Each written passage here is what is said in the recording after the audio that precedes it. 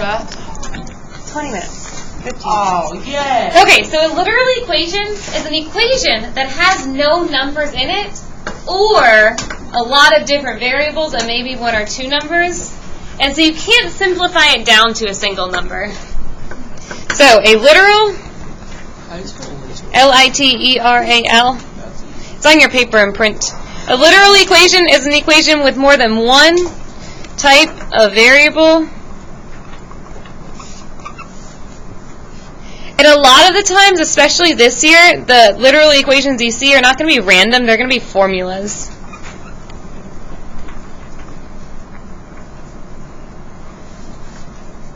To solve a literal equation for a specific variable, we're going to solve it normally. Like, nothing you do is different, except you're just rewriting what you do. So instead of subtracting 2 from both sides and doing like 6 minus 2 is 4, you just subtract a letter and write down what you're doing.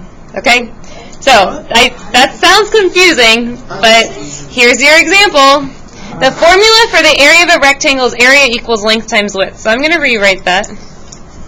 So area equals length times width. So remember, we're multiplying the length and the width. And this is solve for W. So that means I want W by itself. Usually we're solving for X. And everything else on the other side. So if I'm multiplying the length and the width, how do I undo multiplication? Division. So we're going to divide both sides by the length.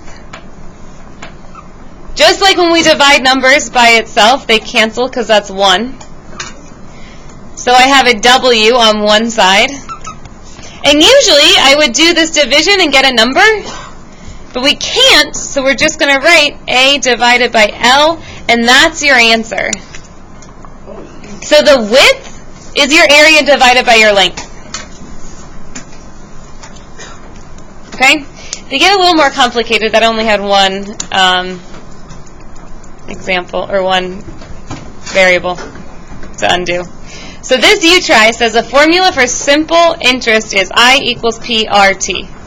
I equals PRT. Now, you're multiplying. You need to undo multiplication. How do you do that? Okay, so you guys write down divided by and whatever numbers you need to get rid of, because there's a lot of things being multiplied there. Make sure you write it down on both sides. Uh-huh.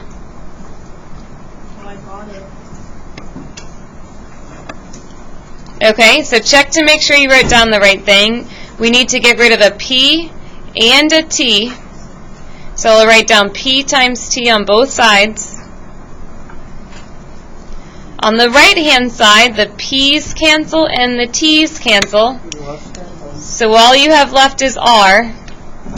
And on the right-hand side, you have I over PT. So your answer is R equals I over PT. Okay? How confused are you? Very? No. Okay. This is very confusing because it's a lot of letters. Alright, next one. After functions. Alright, example 2. The formula for finding the area of a trapezoid is area equals 1/2 times the height times the sum of the bases. So this is a formula you've hopefully seen before, and this is solve for H. Okay? So, area equals 1/2 times the height times your bases. We need to get H by itself. We also want to get rid of that fraction because that's annoying. We can't distribute anything here because we're just causing ourselves more problems. How do I get rid of 1/2 times a number? Divide by 1/2, which is the same as multiplying by what? 2 over 1. Okay, so we're going to multiply both sides by 2 over 1. 2 over 1 times A is what? 2A. And on this side, these cancel. 2 over 1 times 1 over 2 is 1. So we have h times b1 plus b2. And again, I want h by itself. H is being multiplied by this addition problem. So what do we do to get rid of multiplication? Divide. Divide. And what big thing are we going to divide by? B1 and B2. Awesome. So these terms cancel. And this is my answer. So H equals 2A over B1 plus B2. On your test, if you are very overwhelmed right now, you're only going to have one question about literal equations. This is something that we do extra because this is an honors class. This is not something they do in Math 8. They definitely don't do it in Math 7. But since we're an honors class, we have to learn extra things. Alright, you guys try this one.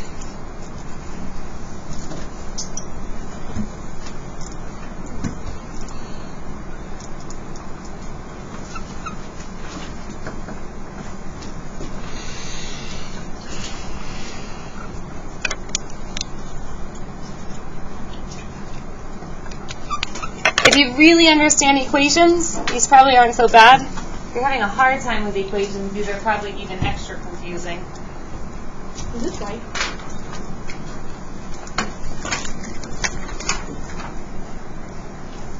Close. This term is a term that's being added. So first you need to get rid of an addition with what?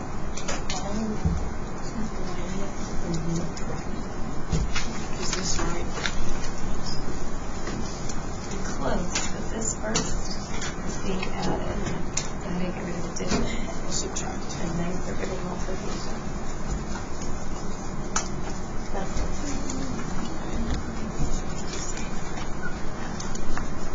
Is this the way you want it? First is being 2L. So you need to get rid of addition first, and then get rid of multiplication.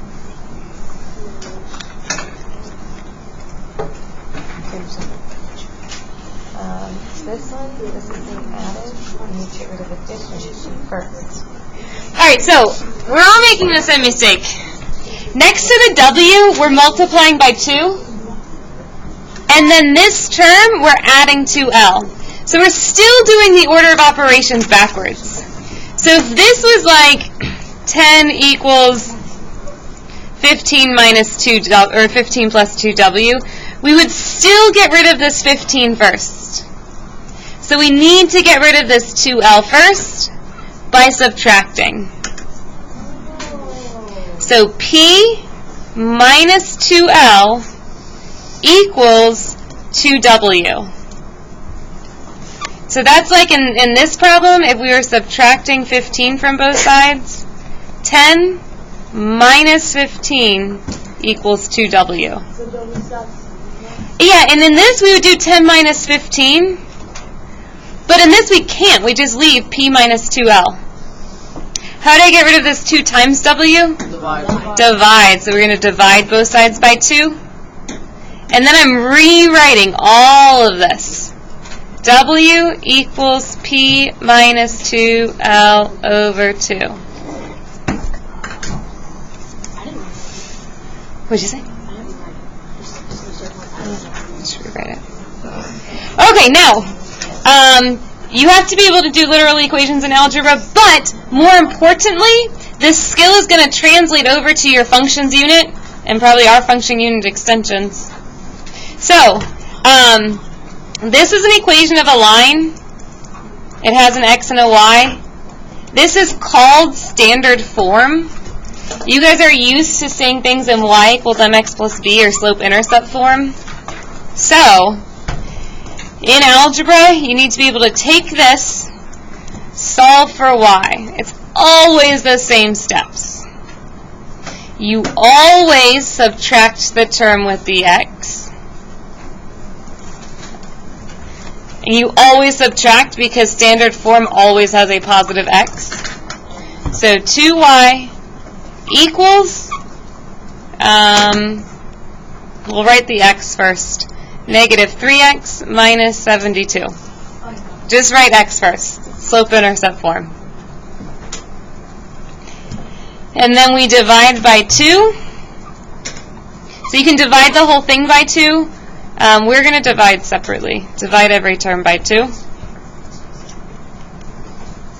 So negative 3 halves x minus 36. So this is standard form. It's good to use for x and y intercepts. This is slope-intercept form. We use it when we have a slope and a y-intercept. So we could graph that line.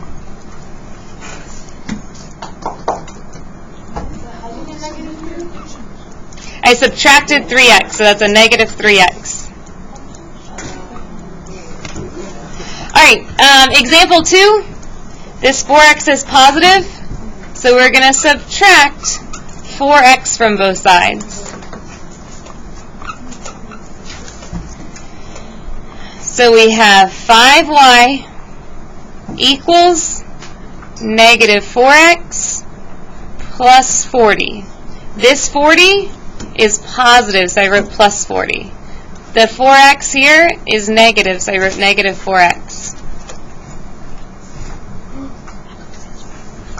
Okay, and then what do I divide by? 5. And make sure we divide every term by 5. So y equals negative 4/5 x Plus 8. plus 8. Really? Is that right? You got it right. Alright. You guys try this 2 on the bottom. This one's not really standard form because that 5x is positive, so you're going to add 5x to both sides. You should always be subtracting, though. Okay, so try the 2 on the bottom. And then I'll put up the answer so you can check it.